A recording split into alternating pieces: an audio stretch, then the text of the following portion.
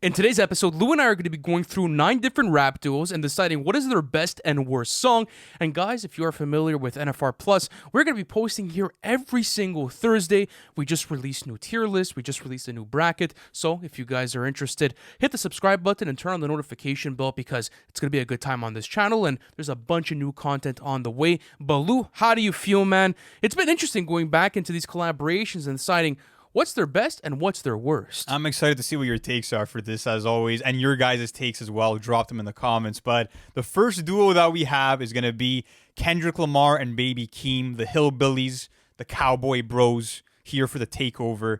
And they have already like 6 collaborations since 2021, where Family Ties was the first one. And that's still going to be the best collaboration for me. You're getting the best of both worlds in the sense of Keem and Kendrick both have their moments to shine, but you also get that rapid fire call and response towards the end of the also, track. the production switch as well. It was an incredibly produced song, and I think that it was also a grandiose moment for Kendrick Lamar making his return in such a beautiful fashion. The music video is hard. I really love everything about this collaboration, and I do feel like Kendrick brought the best out of Baby Keem. Like, Baby Keem had to play in Kendrick's world this time, and that was something that I really enjoyed seeing. Listen, as far as the worst goes, I mean, this might be a bit of a hot take, but maybe an obvious one. I'm gonna go with the Hillbillies. I'm gonna go with the Hillbillies. Yeah, just because I feel like there wasn't too much of an intent behind it. There was the sticky interpolation, and I actually enjoyed this song for my rotation. But when I put it up against, let's say, Event or Range Brothers, because those are the other two collaborations that I want to compare it to. I have fun with this one too, but I do think that there was a bit more intent behind Range Brothers, especially with the production choices and how dynamic the beat sounds. I'm not a big fan of Baby Keem's like melodic performance on there, especially with like the extended vocals, but I could do with it. And for Vent, the production is super hype. It feels triumphant. So I ended up going with the Hillbillies, just kind of like the sacrificial lamb. I understand where you're coming from with that. And I do think it's like a silly, fun song. But like I was telling you before we started this recording, it's like you have Kendrick Lamar, who's Superman, but he can't fly. Like, he's not giving you that lyrical substance, which on most of his other tracks all across his catalog, he's known to do that. But that's something that I've started to enjoy from Kendrick more and more, especially after Mr. Morale going into like, I'll give you an example, something like a Die Hard. It's not the best written Kendrick Lamar track. It's good lyricism, but it's not necessarily how much a dollar costs, but I still do appreciate that vibe and that type of track from Kendrick. It's cool to see that new side of him, I guess, but ultimately I think Range Brothers is slightly worse than the Hillbillies. I'm not too big on either one. When it comes to Range Brothers, there's elements of the production that I like, but there's also this broken percussion that comes in that isn't really the nicest on the ear. How do you feel about Kendrick's cadence on there? Kendrick's cadence, I don't like the whole top of the morning section, I like that. but his verse itself is pretty good. He's talking about generational wealth and all that. I appreciate that. Keem's melodies with like, I need a girlfriend, his vocal performance at the beginning. I don't like the inflections there. Those are some nitpicks that sort of make it the worst in my opinion. So all right, let's go on to the next one. Let's go on to Travis Scott and Drake. Where do you want to start, best or worst? I want to say they never missed once together. That's how I want to start this off, is that even when it comes to the worst song, it's not a song that I dislike or I don't get any enjoyment out of, to be honest with you. Like, from Company all the way to Portland to Sicko Mode, Meltdown, it's always whatever the heat. case may be. Yeah, always. They have great chemistry all the time together, and they bring this sort of accessibility factor for any hip hop fan. You know that this song is going to either be number 1 on the charts or it's going to be a mega slapper, for your rotation. So where are we going with this, bro? Where do you want to start? Worst, I would go with Pussy and Millions. I have Pussy and Millions as well. Listen, you have 21 Savage in the mix on that one as well. It's just, I think it's the one with the least replay value for me. I think Travis has a little bit of a forgettable part. Drake is not really rapping that much. He's talking more than he is rapping in terms of just not having too much rhythm on like the hook and whatnot. Just one of those forgettable ones for me. Even though it's a decent song, I don't dislike it. It is. And the 21 Savage verse is like the most standard 21 Savage verse that you'll get. I think he only has like 6 lines and comes in for a total of like 15 seconds. So it's a bit useless for the track. I do feel like it feels more like a Drake and Travis collaboration rather than 21 Savage just being in the mix. I feel like they maybe just threw him on there to like kind of just get him there and to maybe get his placement on it. But even at that, I feel like the production's actually pretty good. I mean, the whole beat switch for Travis's part is super triumphant. You get those horns that kick in, and I feel like it adds a dynamic layer to the song. But for the most part, it's not their best. Like, I don't like when people say Company, just because like that is one underrated collaboration that It they do is. have in their catalog. I love you know? that track. But when it comes to their best, the one that I had the hardest time saying no to was Portland, just because it's my most played song out of their collaborations. One of my favorites for the sure. flutes and that entire production by Murda Beats slapped.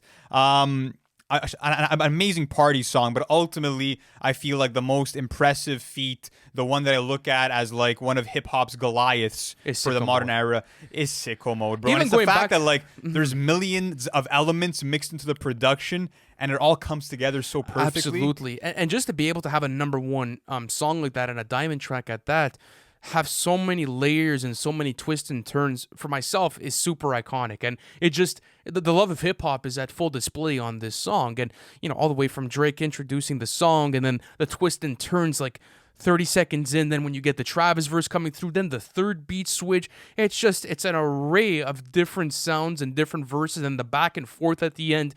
The storytelling by Drake doing it with the Kanye thing, like it's a really iconic One song. of the best you know? first listens I think ever. For myself, at least, in terms of just that surprise of getting Drake and Travis on that track. But all right, that wraps up this duo. Next up, we have Kanye West and Jay-Z, one of the most iconic duos in hip-hop history, The Throne.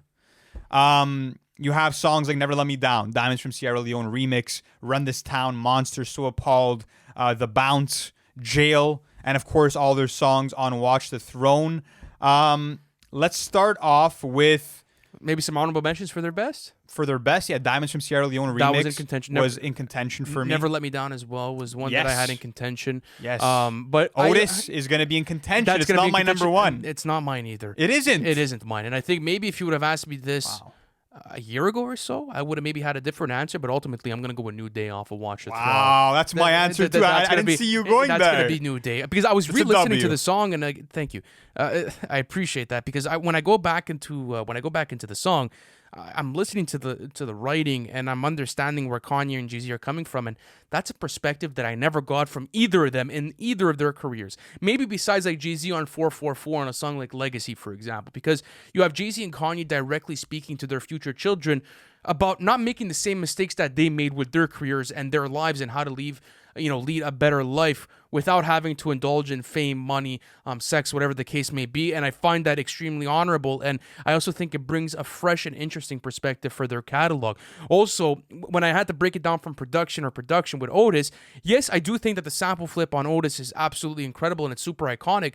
But I could argue that I feel like the New Day beat is better by RZA and Kanye. It's lush. The vocal sample in back just rings off. I feel like the drums on New Day add a bit of an extra element to the track for me. So I ultimately went with New Day. Yeah, RZA's production, like you said, it's perfect. And I think that out of all of their collaborations, the reason why it became so easy for me is that I loved seeing Kanye West and Jay-Z truly bonding on a song where they're rapping about the lives they envisioned for their kids. Like, I felt like they were more in sync spiritually on New Day than any other track they had made before. Absolutely. And I think that it will age better than 99% of their collabs as well. Like, this is a timeless, like, gem. This is a timeless gem. So that's easy for best. When it comes to the worst song they've made together, I was considering a couple, but ultimately I ended up going with That's My Bitch. I went with Lift Off. I ended up going with Lift Off. I love the Beyonce hook, though. That's what kind of... My problem is not the Beyonce hook. I think it's a super strong hook. I just don't like the verses. Like, I'm a show off. Like, the way that he extends his vocals there in the cadence,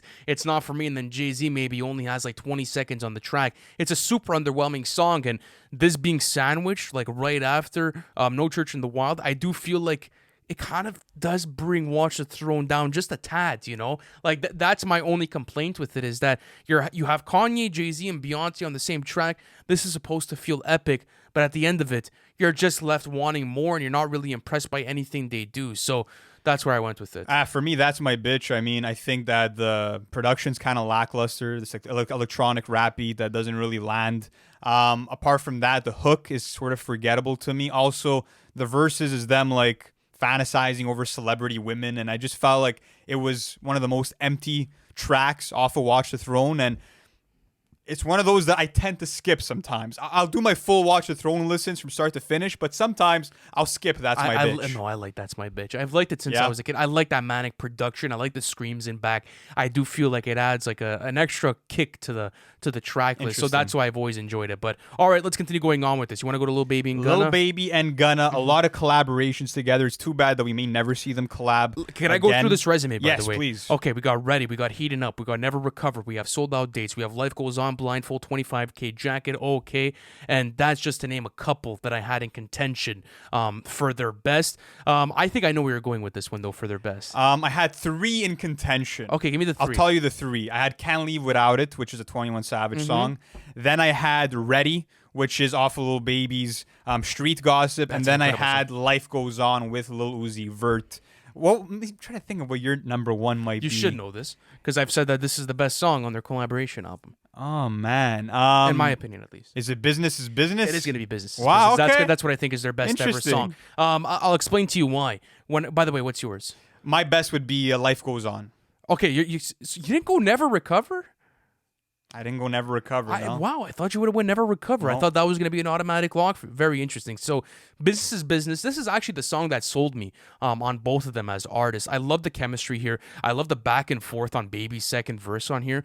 They go back and forth for a couple of bars, and I feel like it does add a dynamic layer to the song. When I get into the track itself, too, when I have to compare all of the hooks that I just named, like let's say a Sold Out Dates and Heating Up and Never Recover, I do feel like the Business is Business hook by Gunna, in my opinion, is my favorite. I don't know what it is. I feel like it's catchy. Gunna is sliding. The way that he transitions into his first verse, it is seamless. It is incredible. Not only that, but the production on this song is so fucking crazy. Shout out to Taz Taylor, shout out to Turbo, and shout out to DT. The guitar strings on this production just add like this menacing factor to it, and it makes for this super slapper mixed in with those thumping 808s and those incredible hi-hats. It's a high energy song. It's my favorite from them. It's what I think is the best across all performances and across all productions, across all hooks. I'm going to go with Business. I think there's dozens of hooks that are better than the one on Business is Business that are catchier and more known, but it's a good pick as their best song. It's funny that like my 3 that were in contention that I named before all come from 2018, yet none of them are off their collab album, but ultimately I decided to go with Life Goes On. I feel like this is the song where they're both in the same wavelength and they both find their own unique pockets within that production and have similar but different enough flows to the point that you're intrigued from start to finish. The hook by Baby is fire. The Uzi feature towards the end is very original too, and it's sort of that cherry on the top of the cake. And yeah, it's one of those classic party jams that I absolutely love. But to talk about their worst, I ended up going with Derek Fisher off of Drip or Drown 2. You don't like Derek Fisher? I don't like Derek Fisher. I've always liked Derek Fisher. Really? Yeah, I went with Seal's Pills on Drip Too Hard. That's an acceptable pick too. Yeah, I went to... Really? You don't like Derek Fisher? Yeah. Listen, I don't think it's a top-tier collaboration from them. I can understand why you went with it, but I think Seal's Pills is definitely worse. Listen, I'll make my excuse for it. I think it would have been good as a solo Gunna song. I do feel like that should have been maybe a solo Gunna track, and even at that, Gunna's performance is a bit sleepy. It's not his most mesmerizing flow or cadence that he's ever used on a track. It's Lil Baby that ruins the song for me, because I feel like for the entirety of his feature, maybe only until like the last couple of bars, he is really trying to find a melody and a flow that's working for him. And it makes for like this awkward feeling towards the end of the track. And that's not something that I want in a collaboration with Gunna and Lil Baby. It has to be seamless. The flows are supposed to be on point, and they're supposed to be this extra dynamic factor to the track itself. Another thing too is that I feel like I don't like the way that Gunna's vocals are mixed. They're a bit too low for me. I'm not sure if it was just the way that I was listening to the track itself, but I always found that was like a weird mixing choice whenever I went back to Drip Harder. So that's what I ended up going with as the worst. So talk to me about Derek Fisher. I've always found it a decent track. Yeah, when it comes to Derek Fisher, I just feel like Turbo's beat kind of gets washed out by the drums. I feel like the drums took too much precedence in terms of the mixing. Apart from that, Gunna and Baby are a bit too soft on here. It's a song that production-wise emits a lot of high energy, and they're just a bit sleepy throughout it. So that was sort of the reason why I never fucked with Derek Fisher. So, interesting. Yeah. All right. Next up, we have Trippie Redd and Juice WRLD. This is a duo that is a fan favorite when it comes to SoundCloud rap, and they do have a decent amount of collaborations together. I think it's like 5 or 6 from what I was able to find. Yeah, it depends how much you're counting. I mean, they do have some unreleased collaborations, but for what I brought in today, I have them all on DSPs. Yeah. So some honorable mentions for what I think is their best. Matt Hardy, 999, that's a collaboration that I absolutely love. Tell Me You Love Me off of Legends Never Die. Yeah. A bit of a softer collaboration, but one that I think is super valuable. Blast Off Before, off the Internet Money Not album. It's not bad. It's a pretty good collaboration. I think that's maybe one you could consider, but I think there's a clear favorite here, and that's going to be 1400 999 Freestyle off of A Love Letter to You 5. Yeah. So, yeah, 1400 999, that's the one, bro. Incredible, The best bro. one. I feel like that's the one where you're getting the most rapping from the both of them on a track. And I love the song structure too, just because oftentimes their collabs are sort of dominant on the hooks, but with this track, you're only getting the hook at the beginning and the end of the song, so they really have that room and that space and time to really, focus on their verses more than anything else. I love the exotic flutes, which are, implemented within the production of this thing too. And it's their biggest hit song together for a reason, bro. By the way, it's A Love Letter to You 3. I had my notes wrong. Yeah, it is. It is a Love Letter to You It's A Love 3. Letter to You 3. Yeah, and not only that, do you know this song's actually produced by OZ? No, I didn't know that. You didn't know that this was an OZ Beats? Yeah, OZ's a beast, bro. Yeah, it's OZ, it's Paz Beats, and Kuho. Fire. Those are the three producers on here. But yeah, it feels like an exotic type of production. It's you're in a zone, bro, when you're listening to this type of song. And I love the hook from Juice WRLD. I love the way that he gets into his first verse, and then like Trippie Redd kind of like leaves off right where Juice WRLD kind of like left a song for him and kind of just he comes picks through up at the right time. Absolutely. Yeah. But as far as their worst goes, I'm surprised that you were saying in a recent video that we did that you didn't like Nightcrawler, because that was so easily their worst collab to me. No, that I didn't like Nightcrawler. Yeah. No, sorry, that you did like Nightcrawler. I was surprised. It's not that I like it. I think that there is some sort of value to it. I like Juice WRLD's vocal performance in it. I like the notes that he hits I really on it. don't. His backing vocals will break my eardrums every time. I am okay with Juice listen WRLD on to it. them. As far as Trippie Redd goes, he has a standard verse. It's nothing too crazy at the end, but I went with Feline. That's where I was with on for Fighting Demons. Interesting. And there's obviously Polo G on there. I just feel like it's the most substandard collaboration that you could get. And whenever I get like a collaboration from a duo, getting someone else in the mix, I don't know. It kind of breaks the chemistry for me. And then you get this super Unless you have something like Can't Leave It Out with 21. Like there's cases. There's cases, but I feel like in this case, Polo G maybe shouldn't have been on the song, or it should have been maybe just getting Polo G alone. Like, I don't know what the case may be, but I just didn't like the chemistry between all of them. I feel like it was a super standard Polo G verse that you might find off of a Hall of Fame. The production is the least interesting out of any other collaboration that I just named. It's super substandard. Again, feels like a Polo G type beat, and that's just not something that I want to see from Juice WRLD and Trippie Redd. So I ended up going with that. But talk to me about Nightcrawler. Yeah, for Nightcrawler, like I was saying, the backing vocals give me a headache from Juice WRLD. Also, I don't like his lines about like Verizon Wireless, how he has connections like Verizon. Ended up sounding like an advertisement to me.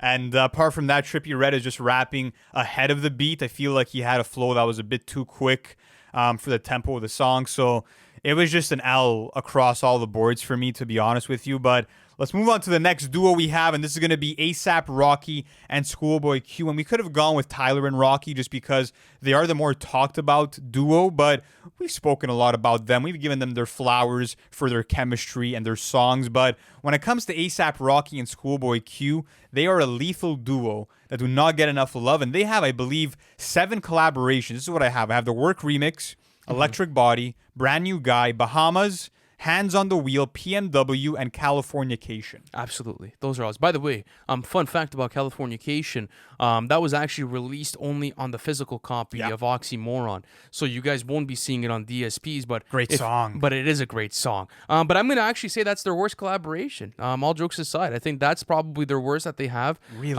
Yeah, because it's 6 minutes and 30 seconds, and you get like this distorted 808, bro, for 6 minutes and 30 seconds, and I feel like it maybe throws me off at a certain point. I always feel like also as like rapping performances, when it comes to like a Brand New Guy or a PMW, there's automatically better verses from both of them within their catalog.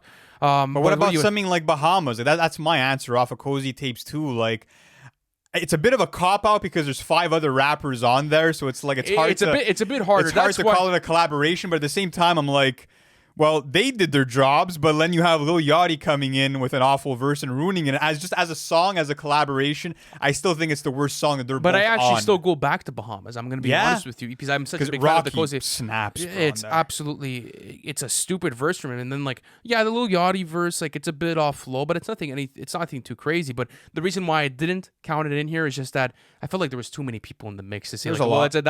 that's a really a collaboration. So I went with Californication. As far as If not for this one, I do agree with you for California. as far as their best goes, I think it's Electric Body. That's gonna be my pick. What do you have as their best? Electric Body as their Brand New Guy. Absolutely. I think Brand New Guy is their best, and it's their best verses in terms of them rapping about how fly they are, the charisma from Rocky, the way that Q is able to come in, introduce himself, saying like Biggie, Nas, and 50 put them all in a blender and you got me. No, I agree. That whole hold on, let me finish. That whole introduction and all the flow switches from Q, that's like masterful Schoolboy Q and one of his best verses of his career. You get the same thing from ASAP Rocky and Schoolboy Q on Electric Body, the way that they start off their verses.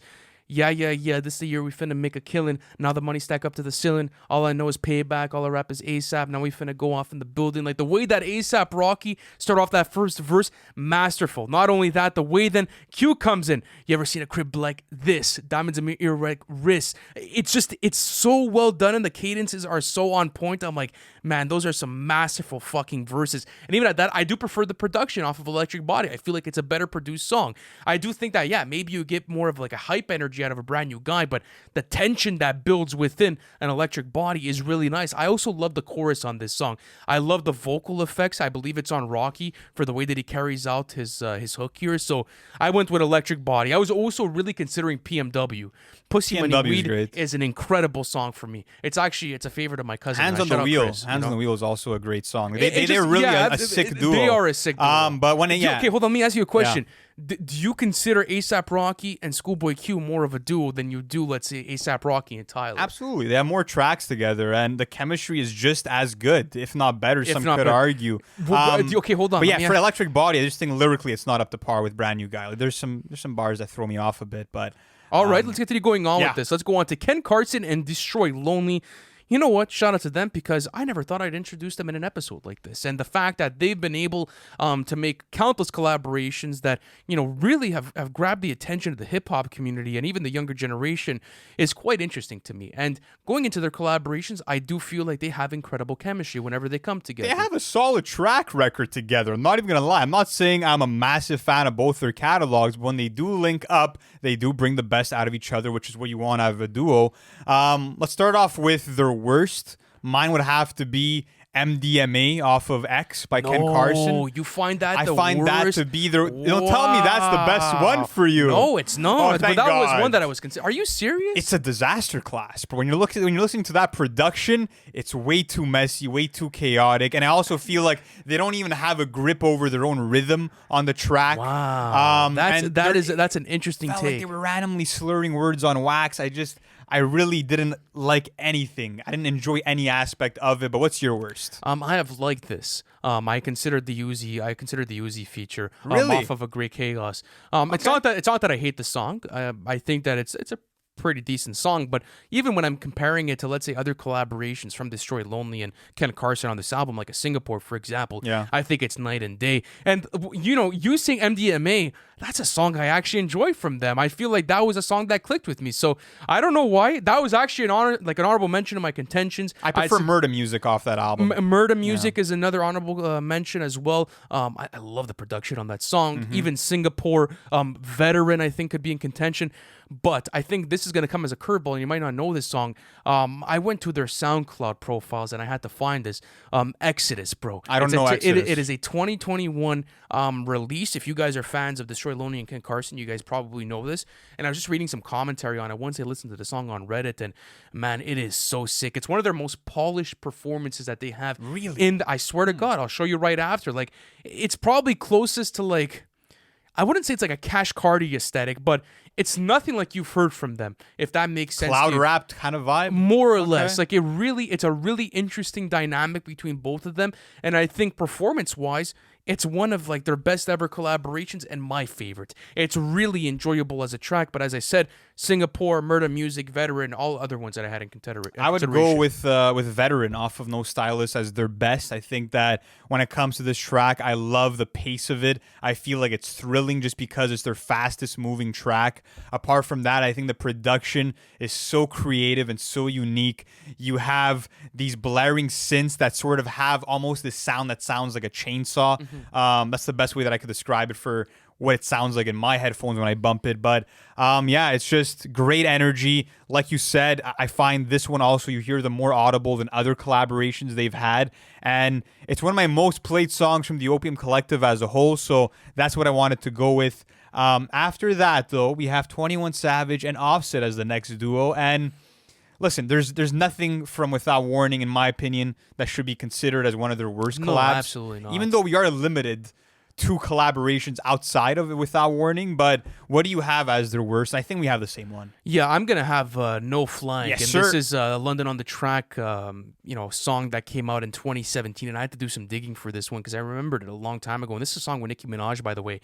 And it's not to say that it's a horrible track. I just think that when you have to look at their track record, even something like a BBO, for example, or an Ice on My Wrist. What's the song? Sorry, off the Khaled album, 2017. I think it is Ice on My Wrist. Is it Ice on My Wrist? I think so. Like, bro, their collaborations always go fucking crazy, and like this is not holding a candle. Even bro, next Gucci to, on My. That was a big Yes, consideration. Yeah? What is that, off of Ransom 2 or Ransom 3? 2, yeah. It's off Ransom 2.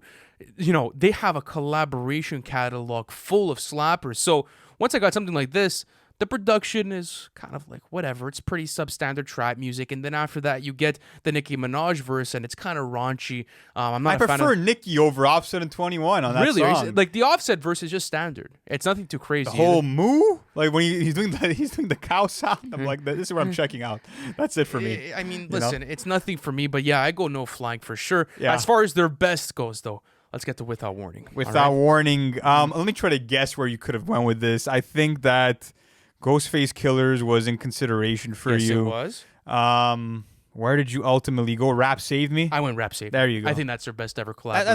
That's a good answer. Yeah, I don't want to like question the that. chainsaws and the Halloween music, perfectly playing into what they do best. Rapping over like haunted and dark beats. It was really a top tier performance from both of them. And then getting Quavo on the outro, and then like the flow switch from Offset when he does like, "Where's the money?" Like, and then after that he starts Where's getting the yeah, paper? absolutely. Yeah. It's so well done, and like the transition and timing of that flow for me always caught my ears. So I went with Rap Save Me. I think it's the best off of Without Warning as well. But your choice, what do you got? My choice. Any guesses? Still Serving? Still Serving is the best song between 21 and Offset for me. It gives me that perfect blend of mafioso hip hop and trap music because you have 21 Savage rapping about the cost of being in the life. What it costs, how you have to spend arguably your whole life in jail if you do get clipped, etc. I love the writing from it, but apart from that, I like the style of it. I like the fact that it's cold-blooded, slow, meditative raps from both of them. And also, Offset comes in with a bit more energy to spice things up when he has that whole, like, I'm gonna let the Henny rat, hey. Like, that whole hey flow. Killer, bro. It's killer. Because it offsets 21 Savage perfectly. That is a top tier song Without Warning. But okay, let's do the last duo for today. This is going to be Snoop Dogg and Dr. Dre. And man, do they have a number of collaborations. This is one of the toughest ones for the best, bro. Like, it came down to 3 songs. And tell me if you're on the same page. It came down to the next episode, Still Dre, and Nothing But a G Thing. I went Nothing But a G Thing. I think was that's their really best collaboration. struggling between Nothing But a G Thing and Still Dre, bro. That was because I ultimately went with that because I still don't know. I'm still gonna go with that one. I feel like not only was it the birth of like their collaboration, but it's also the birth of G-Funk to a certain extent. So I feel like that adds like an extra point to it.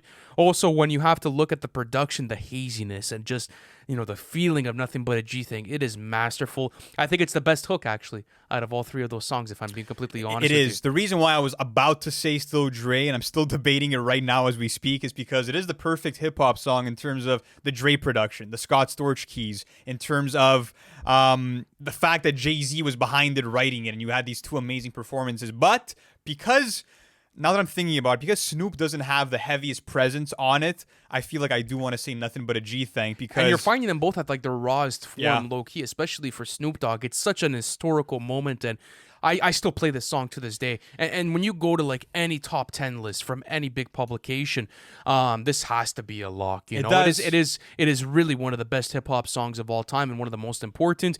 But as far as their worst goes, so I'm gonna take you guys down a trip to memory lane. All right, and you're going back in time. I'm going a bit back in time. Wow, I'm gonna be going back 12 years. Okay, so nothing too crazy. Oh, okay. So Nothing I think maybe we're on the same page. Still, nothing too crazy. So I want to go to the Red album, and I'm gonna want to go to Drug Test off of the Red album. This is a collaboration that I feel like is super underwhelming, especially with the way that the song starts off. The production has like this super distorted drum line, and I'm just like, man, already off the bat, like a second in, like I'm kind of lost. But you know, you get a Dr. Dre that's sort of out of form. You know, it's like 2011. He's not necessarily at his best.